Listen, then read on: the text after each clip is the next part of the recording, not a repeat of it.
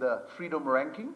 It has now improved in 2025 to 122nd position. But prosperity remains in one of the low percentile boxes. Prosperity denoted in the form of economic freedom. If you look at two buckets, regulatory efficiency and open markets, extremely important for economic growth. Business freedom score is 56, average developing countries 60. Labor freedom 46, average developing countries around 60. Market freedom 70, developing countries slightly higher. In the open markets category, trade freedom, Bangladesh's score was 62. Investment freedom, strikingly low, 50. Financial freedom, even lower, 40. This is also Heritage Foundation's Economic Freedom Index. So that tells you from a global perspective that how importantly and intrinsically linked these two issues are. Democracy as the foundation of economic growth. If you look at last year's Nobel Prize in the category of economics, Ace Moglu and his colleague got that, clearly shows a study between 1964 and 2010, so that's 46 years, of 184 countries' observation, how closely, positively economic growth, democracy, political freedom, politically elected government are. For democratic government or countries which democratize their nations and economy, the economic growth, the GDP growth is on an average minimum 20% higher than their competitors who do not have that democratic freedom. Now, in Bangladesh, why this is important? I say for three reasons, three C's. Confidence, connections, change. And I'll come to each of them. This comes at a time when Bangladesh faces a 3x3 dimension of global and domestic risks and opportunities, whichever way it can interpret and leverage these from a global and domestic economic perspective. In the global economy, we have three issues on our horizon. Whether they remain a risk or an opportunity, it would depend on Bangladesh nations, the governments, and the private sector's efforts, how they prepare for that from a policy perspective as well as from market perspective. The first, global shifts, evolving global political order, which is leading to protectionism and global trade war. We tend to focus excessively, disproportionately on Trump tariff, but that's just one symptom out of this overall global shifting order. The second, Professor Titumir alluded to that, the changes in the international support measure, preferential support measures that Bangladesh has been enjoying for decades, which will end following the graduation out of the LDC list. That creates a number of risks for Bangladesh's key growth driver, the export-led growth story, as Bangladesh's close to 60% of its export are now GSP or preferential market, preferential access enabled. Now, third, as we'll hear from the BJME president, Babu Bhai, what got us here in the last 3 decades to the second largest RMG sector in the world, RMG exporter, will not get us to $100 billion RMG, or for that matter, even for sustaining our excellent RMG competitiveness. The global space is changing in terms of ready-made garments, particularly in terms of compliance requirements. European Union came up with green, Bilal Bhai, you spoke about it, EU Green Deal, EU Action Plan for Circular Economy, EU HRED, the human rights due diligence. Countries like Germany coming up with German Supply Chain Act, many other countries following.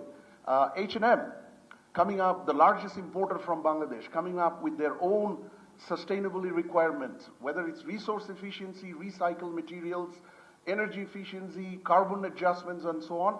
Bangladesh has to get better, and Bangladesh is nowhere ready at this stage. So that creates an existential crisis or question for Bangladesh's export sector, including for the ready-made garment sector. So 3 big spots on the horizon from the global economy, the 3 big spots from the local economy in Bangladesh. What we have is investments. Private investment has been stuck around 23% of GDP for several years now. Both Ishrafil and Belal Bhai, and also Professor Titumir mentioned about FDI. It's appalling. We talk about numbers, 3 billion, 2 billion, but if you look at the average of GDP, last 5 years, Bangladesh is 0.8%, Vietnam is average 5 years above 3%, India is above 1.5%. So investment, without which neither our jobs, nor prosperity, nor infrastructure, as well as economic diversification, that is another must for our export or growth or economic sustainability is not going to come. The second issue is employment. Professor Titumir mentioned youth employment. I feel very sad when I see Bangladesh tops the list in South Asia in terms of educated youth unemployment. If you look at some of the recent employment figures that came out, Tabith, I'm going to take maybe 3 more minutes, so if you allow me. My 10 minutes ends in another minute. PPRC, Dr. Hussein Zillur Rahman presented last week. It is if you look at the unemployment rate, poverty rate, it has gone up from 2022 in 18% to 27.9% in 2025. If you look at employment, well, national is 52%, not great, but if you look at the female employment, 25% late female participation rate. That's very sad given we have more than 50% of our population as from the female category. And when it comes to the real picture about unemployment, it's far worse than that 48%, 52, 100 minus 52, because there is unemployment disguised under what we call underemployment, people who do not work, who do not get to work 40 hours a week. And the number of that is 38%. So it is a big time bomb that's sticking under the carpet. And if we do not address that, if we do not get to the policies, the bold moves, which can only be possible by an elected political government, this time bomb is going to explode. And we saw glimpses of that last year, which was partly about job, but a lot more about democratic rights. The third issue is diversification. Bangladesh economy faces a huge risk, concentration risk. Ready-made garments, it's a pride of ours, second largest in the world. 2012, we had 73% of our exports from ready-made garments. Fast forward 13 years, 2025, we have 84%. That's heavily risky. We have dodged the bullet back in late 19s when Harkin's bill came about child labor. We dodged the bullet when financial crisis started in 2009. We dodged the bullet during COVID and again during Trump tariff. But bullet will not always keep us. At some point it will hit us if we have that level of concentration. So the 3x3 risk, but we can turn it into confidence, opportunity if we look at these 3 things. Confidence, connect, and change. And that's where I think democracy, elected government, election, political government comes in. Confidence at the moment is extremely low. If you Google, if you look at some of the newspapers, some of the events, both local private sector and bona fide local private sector and foreign investors say no big investment until a political government is back. I'll just give you an example. Last week, Bonik Barta was supposed to be here, Hanif Bhai. You saw the front page. We have Minami-san and Kohei-san from the Japanese embassy. We have a beautiful infrastructure at the airport, 3rd terminal, but it's sitting idle because we need a global operator. And thankfully, great Japanese consortium came up to discuss for operations and management. But there is, according to that Bonik Barta news, there is now every shakiness, every hesitation on the part of the consortium to sign the contract until an election is done. Similarly, those of you who are following the port story, Chittagong Port, Bay Terminal, Laudia, that is going to be again existential for our export competitiveness and domestic economy until we develop the Bay Terminal. Singaporeans, UAE, DP World, they're all expected to bring in their investment, global expertise, global network. However, as we hear, as we engage with them, they are they do not have the confidence until an election comes. We have Alberto from our good friend from Swiss Embassy, one of the largest conglomerates around the world, who's present in Bangladesh for a couple of decades, have got their investment committee approval from Geneva for a 25 million euro investment into a very important food category. It's on hold until clarity on policy, consistency comes up. So confidence. Second, connect. One thing I must say, despite a lot of good things this interim government did, particularly initial efforts of restoration of government, as well governance, as well as to some extent, expression of intent for reforms.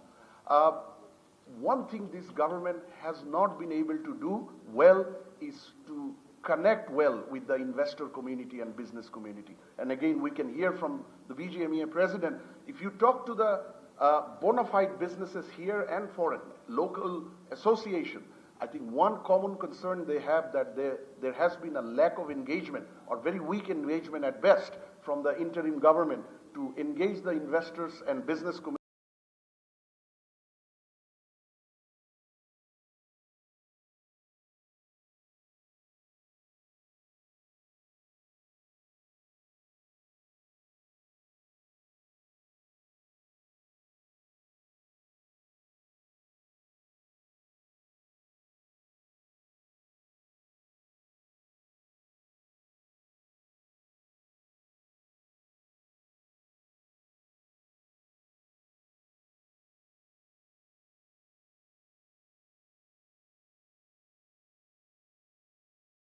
I give up has restored macro stability, at least in the foreign exchange and balance of payment.